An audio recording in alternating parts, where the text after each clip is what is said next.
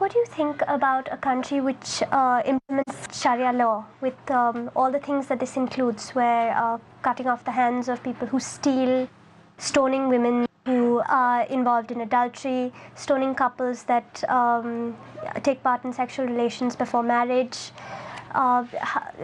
Do you think that Sharia law needs to be changed slightly to deal with current times, to be applicable? Actually, if you analyze all the religions, basically, whether it be Islam, Christianity, Hinduism, they speak good things. The basic things, for example, talking about cutting of the hand. All the religions say you should not rob. Christianity says that. Hinduism says, Islam says the same. But the difference between Islam and the other religions is that Islam, besides telling you to do good things, it shows you a way how to achieve the state of goodness. Hinduism and Christianity say don't rob. Islam says the same. But Islam shows you a way how to prevent people from robbing. Islam has a system of zakat that is every rich person, where the saving of more than 85 grams of gold, he or she should give 2.5% of his saving every lunar year in charity. So if every rich person gives 2.5% of his saving in charity, poverty will be eradicated from this world. There will not be a single human being who will die of hunger. After this, the Quran says in Surah Ma'idah chapter 5 verse 38 that if anyone robs, chop off his or her hand as a punishment.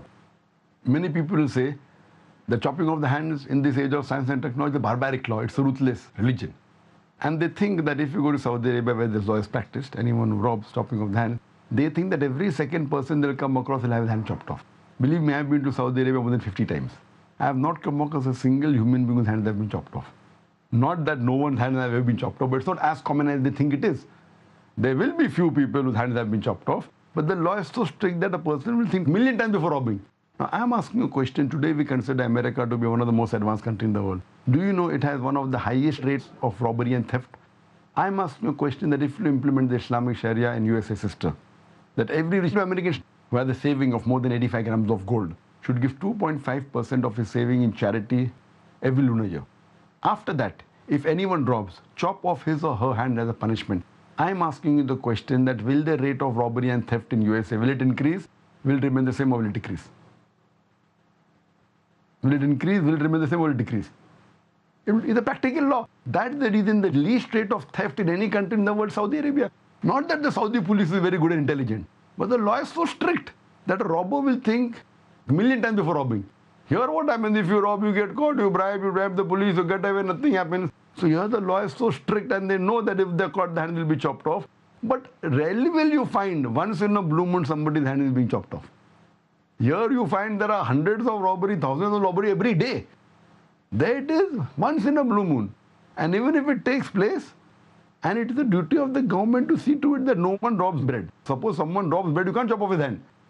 Chopping off the hand is only if you rob a big amount. If someone robs bread, who's at blame? Who's at fault? It's the government. How did the government did not take care of a human being who requires to rob bread? It's not possible. So in Islamic country, if someone robs the bread, who's to blame? The government, not the robber.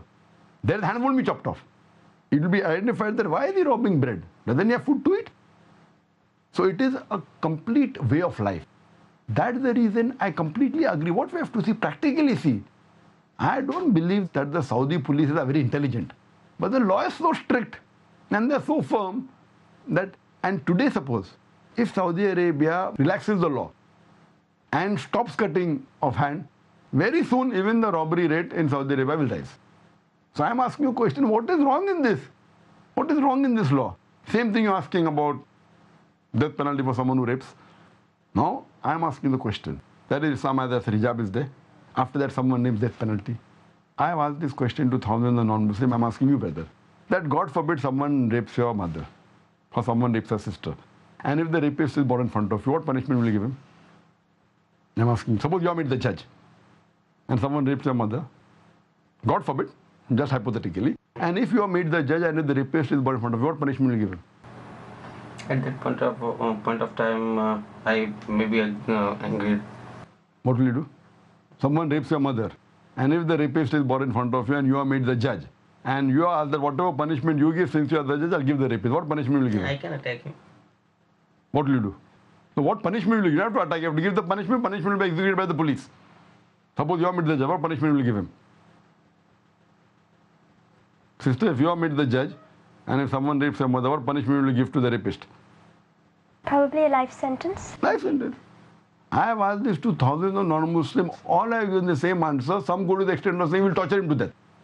Sir, don't you think about suppose someone